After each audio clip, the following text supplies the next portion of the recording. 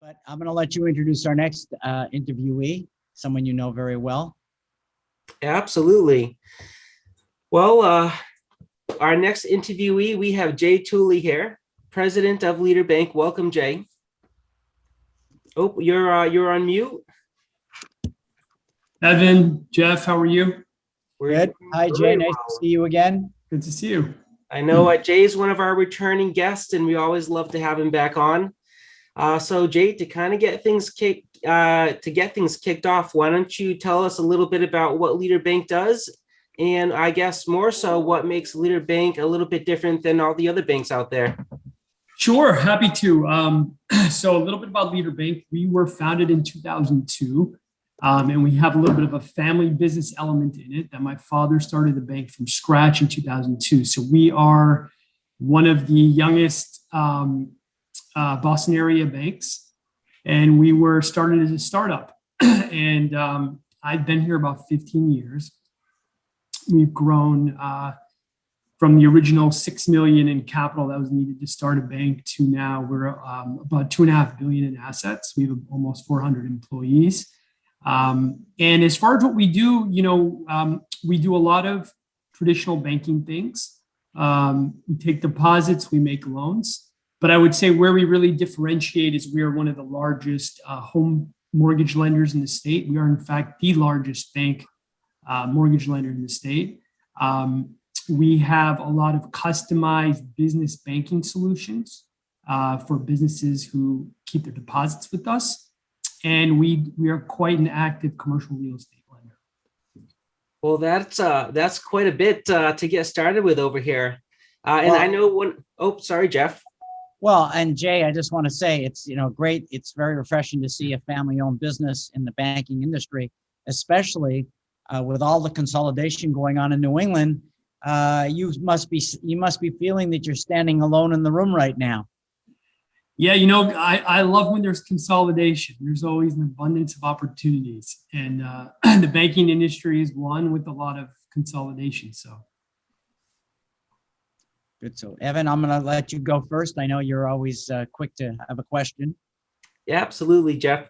I wanted to go back. You talk about the family business for a minute. I know that you're doing it with your father. I know that you're currently the president of the bank, but did you start as the president, or can you tell us a little bit about where you started at the bank and how you've kind of grown throughout the years, maybe what your key factors of success were to kind of get to where you are now? Yeah, sure. I mean, when I started, again, it was 15 years ago. At that time, we only had about maybe 20 employees. I was working in investment banking. So I worked at JP Morgan for a while, then I worked for a smaller firm in Boston. And I got tired of the long hours. And so, my dad was saying, hey, I need a little help. Why don't you join me? And if it works, great. If it doesn't, you can always get another job. So I came in right at the bottom. I was doing a little bit of marketing stuff. I was a loan officer at the bank. Back then we had 2 loan officers, of which I was one, and I wasn't particularly good at it. So in the beginning, I realized as a young person coming in, my source of differentiation had to be outworking everyone. So I came in early and I left, 8 p.m. I mean, I was a single guy back then. That was easier for me to do. So I could just put in long hours. I could get more, I didn't know anything. So all I had was just pure brute effort. And over the years, you just start to learn more. You start to get acclimated with the business. You start to have a couple successes. The existing employees start to realize that, okay, this is somebody more than just the CEO's son. And they start to see you for you rather than you being a family member. And then as time continues and you start to grow businesses, I mean, there was one point where I had hired everybody at the bank. So when you're hiring new people, they're not questioning anything. It's just the way things are. And so the family dynamic became less and less a piece of it. We were just, father and son in the bank, but we were a bank. And so that became less of an issue. But it's been a joy to work with my father. I mean, I don't think a lot of people have the opportunity to say that, but I think we've created a really good working relationship. You know, I come out of a family business. My wife is out of family business, so we're family business serial experiences, and I've consulted mostly to family businesses over the last 30 years. And I like to take a high road with you. Since you've been the president, have you seen situations where you sort of say to yourself, wow, I'm more like my father than I thought I was? Oh yeah, yeah, definitely. I think in the beginning, I was always trying to push new ideas, push for change, push for, let's think about this radically different. And as I've kind of evolved in the business and now president, other people are trying to do that to me, right? They're pushing for new ideas. They're pushing. And so now I'm wearing a hat that he was wearing. We have to kind of think of it in a different lens. Well, how much is that going to cost? What's the reputational risk? All those types of things. So yeah, I start to see some of those earlier conversations that we had decades ago, come back to me now. Great. And Jay, with all that being said, I wanted to kind of talk about some of the initiatives that you've done last year and this year. Because I know you have ideas and your staff has lots of fantastic ideas as well. Do you want to talk to us about what you've done over the past year and maybe what you're looking to do as the next year or so continues to proceed on? Yeah, sure. I mean, I would say probably it's changed in the last 5 years, like the kind of key strategic initiatives. If I go back 5 years ago, we really were focused on product differentiation. What can we build in the bank that allows our product to differentiate from other banks? So I would say that was more like engineering of products and how we can be different. In the last couple of years, as we've grown so much, it's really been about efficiency. What can we do to scale and be much more efficient and automate things? Because there's just not enough humans you can throw at certain problems like PPP loans. When that happened, phones are ringing off the hook and all this stuff. You can't throw enough bodies at it. So you need to start thinking about automating and stuff like that. And this year, the next couple of years, we're really shifting now that we have some good products, we have some good automation, much more to brand awareness and marketing. And that's different for me because for the longest time, I always put that on the side as like, that's something big companies do. That's something big companies worry about, brand and stuff like that. But now I can really see that if we increase our brand awareness, we create that connection with customers, I do really believe our business is going to substantially grow. So I've been really starting to learn about that and think about that. I support that. Clearly, that's something I've believed in since my early days as a madman at Doyle, Day and Bernbach, and that is that I'm a big fan of organizational personality, and that people like to affiliate with something that they understand. And so I think you're right, but that's part of the evolution of building a business. Exactly. You saw it as a developmental process, and I would agree, it's part of the development of any organization. What are some of the biggest challenges, as we're now starting to go maskless again and changing our organizations again? We're always going through this change. What do you think are some of the biggest challenges you're facing going into the next 18 months?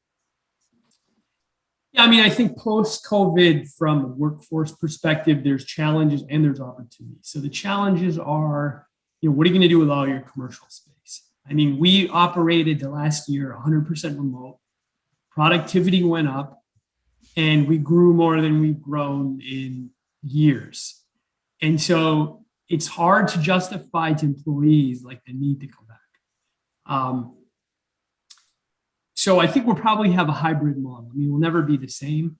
We'll have some people that never have to come back. We'll have some people that can come back. They need to come back once in a while. And then we'll have a smaller segment of people that always need to be, like branches, for example. The plus side of it is that we've now started to say, okay, well, if that's the case, do we really have to just limit our recruiting to the greater Boston area? Wages are higher. There's limited workforce. Why can't we hire in Virginia? Why can't we hire in Florida? Why can't we, and so we've been doing that. We've been expanding the geographical pool for a workforce, and that's been really great.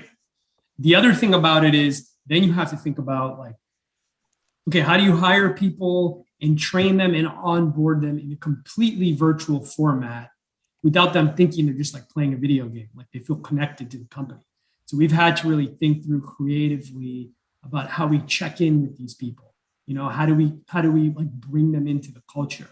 And that's been harder than you would think, but I think we have some ideas and we're experimenting and some good success stories there.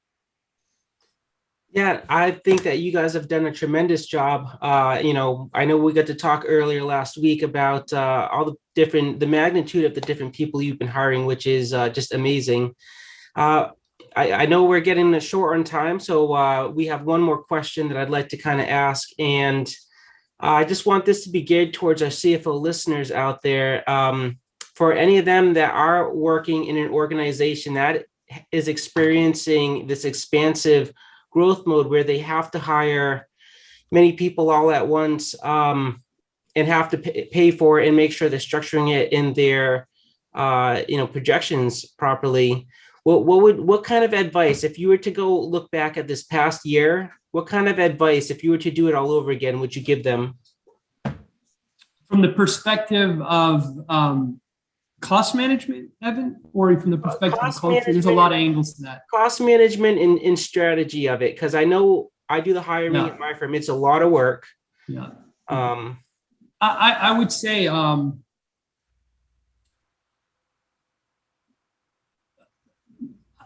when it comes to, so I would say really going after great people. And I know everybody says that, okay?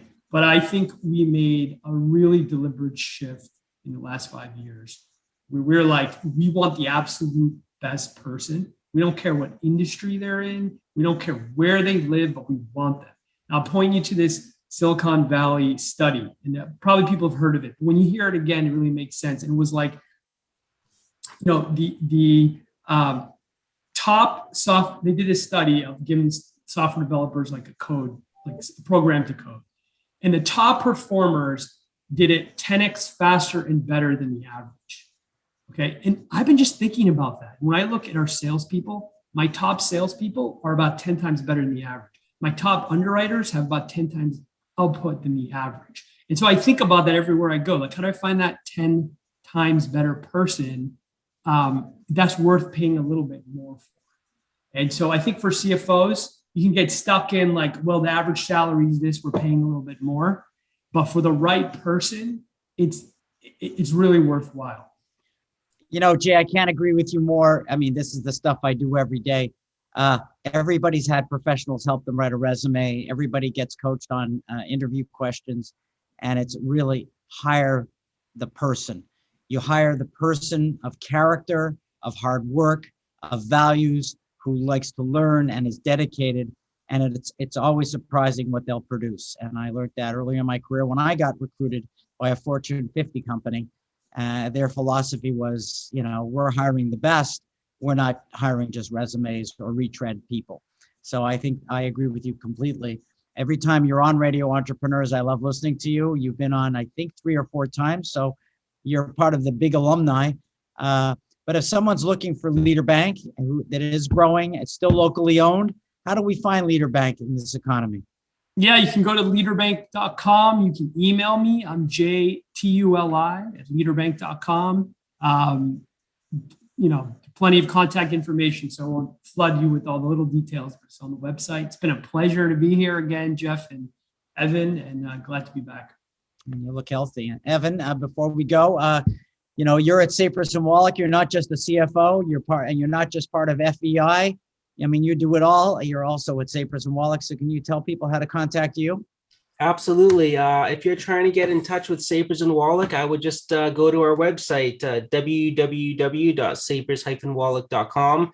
You can see the whole breadth of services that we provide to our clients, our teammates. And if you want to contact us, you can click on any one of us to get our email addresses. So thank you, Jeffrey.